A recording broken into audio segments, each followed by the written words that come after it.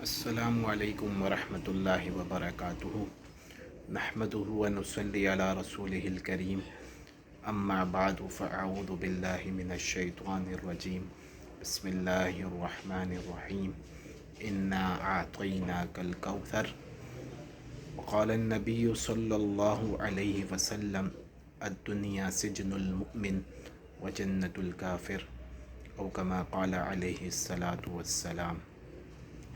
میرے عزیز بزرگوں اور دوستوں، یہ دنیا اللہ رب العزت نے مومن کے لیے قید خانہ بنایا ہے اور کافر کے لیے جنت بنائی ہے۔ کافر کو اختیار ہے، جو دل چاہے کر سکتا ہے۔ ایمان والے کو اللہ نے پابند بنایا ہے، اور وہ پابندی کیا ہے کہ وہ اپنے 24 گھنٹے کی زندگی اللہ کے احکامات کے مطابق اور نبی پاک صلی اللہ علیہ وسلم کے مبارک طریقے کے اوپر گزارے گا تو اللہ اس کی دنیا بھی بنا دیں گے اور اللہ اس کی آخرت بھی بنائیں گے۔ دنیا کیسے بنے گی؟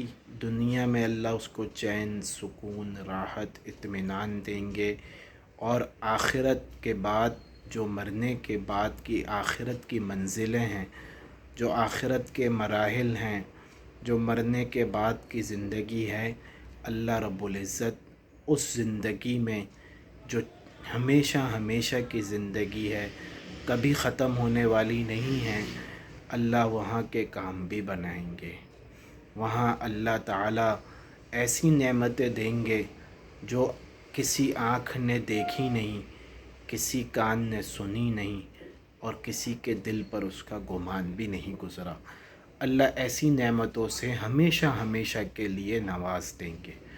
ایک صحابی رضی اللہ عنہ فرماتے ہیں کہ آپ علیہ الصلاۃ والسلام نے ارشاد فرمایا کہ اللہ تعالیٰ کل قیامت کے دن جب جنتی جنت میں داخل ہو جائیں گے تو اعلان کریں گے کہ اے جنت والو، وہ پکاریں گے، اللہ تعالیٰ پکاریں گے اے جنت والو، وہ جنتی جواب دیں گے لبیک و یا سعدیک، اے اللہ ہم حاضر ہیں، ہم حاضر ہیں۔ اللہ تعالیٰ کہیں گے میں نے تمہیں اتنی نعمتیں دیں، تم راضی ہو؟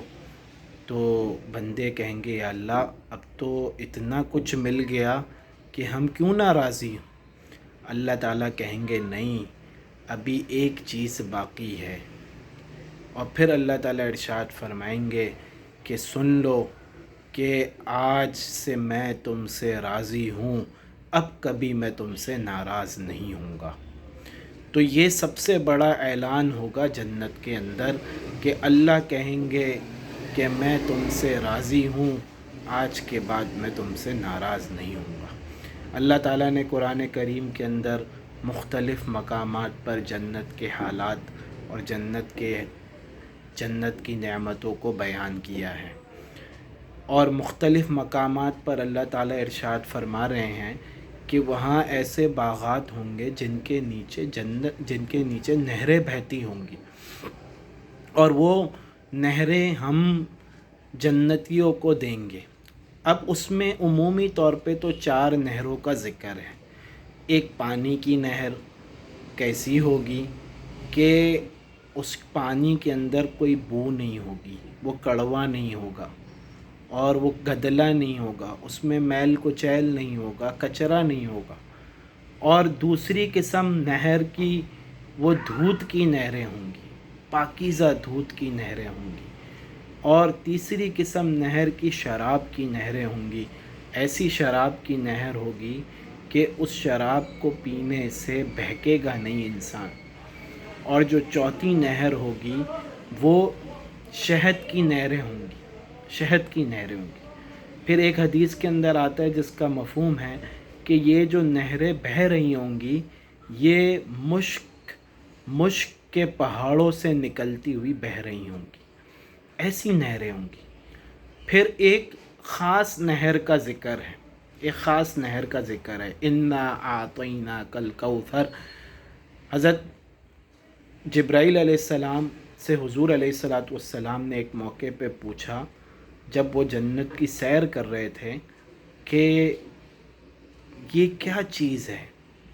اس کے دونوں جو کنارے تھے اس کے اوپر وہ قبے بنے ہوئے تھے اور خوبصورت بیٹھک کی جگہیں بنی ہوئی تھیں.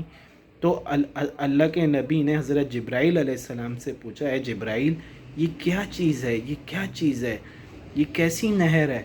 تو حضرت جبرائیل علیہ السلام عرض کریں گے کہ یہ نہر کوثر ہے جو خاص اللہ نے آپ کو عنایت کی ہے. خاص اللہ نے یہ نہر کوثر آپ کو دی ہے. وہ نہر کیسی ہوگی؟ وہ نہر کیسی ہوگی جس کا مفہوم یہ ہے کہ اس کے دونوں کنارے سونے کے بنے ہوئے ہیں. دونوں کنارے سونے کے بنے ہوئے ہیں. اور اللہ کے نبی ارشاد فرماتے ہیں جس کا مفہوم ہے، اللہ کے نبی ارشاد فرماتے ہیں جس کا مفہوم ہے کہ کوثر، نہر کوثر جنت کی ایک نہر ہے.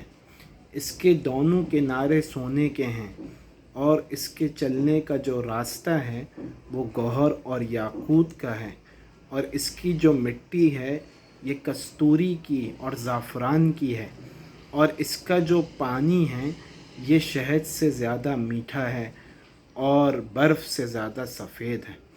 ایک موقع پر حضور علیہ السلام نے صحابہ سے عرض کیا کہ تم جانتے ہو کہ کوثر کیا چیز ہے؟ تو صحابہ نے عرض کیا کہ اللہ کے نبی، یہ تو اللہ اور آپ ہی جانتے ہیں، ہم اس کے بارے میں کیا جانیں. تو آپ صلی اللہ علیہ وسلم نے ارشاد فرمایا، یہ ایک نہر ہے، میرے پروردگار نے مجھے اس کے عطا کرنے کا وعدہ فرمایا ہے اور اس میں انتہا درجے کی خیر ہے. قیامت کے دن میری امت میرے پاس آئے گی اور اس کوثر سے پانی نوش فرمائے گی، اور اس کے جو پیالے ہیں، اس کے جو برتن ہیں وہ ستاروں سے زیادہ تعداد میں ہیں. تو میرے عزیز دوستو، اللہ رب العزت نے ہمارے لیے ایسی ایسی نعمتیں جنت کے اندر بنائی ہیں کہ کسی کے دل پر اس کا گمان بھی نہیں گزرا. اللہ رب العزت ہمیں اس چیز کا شوق پیدا کر دے. اللہ تعالیٰ خود کہہ رہے ہیں کہ میں تمہیں سلامتی کے گھر کی طرف بلاتا ہوں، جنت کی طرف بلاتا ہوں. اللہ تعالیٰ قرآن کریم میں ایک جگہ ارشاد فرماتے ہیں کہ دوڑو اس جنت کی طرف جس کی چوڑائی اور لمبائی آسمان اور زمین سے زیادہ ہے. اللہ تعالیٰ ہمیں نیک اعمال کرنے کی توفیق عطا فرمائے جس کے ذریعے سے ہم اللہ کو راضی کر سکیں اور اللہ رب العزت ہمارے میزبان بنیں اور اللہ رب العزت ہماری میزبانی کریں اور جنت ہمارا مہمان خانہ بنے. اللہ تعالیٰ ہمیں اور تمام مسلمانوں کو جنت الفردوس عطا فرمائے. اللہ تعالیٰ ہمیں ان تمام ارشادات پر عمل کرنے کی توفیق عطا فرما دے. وآخر دعوانا ان الحمد للہ رب العالمین.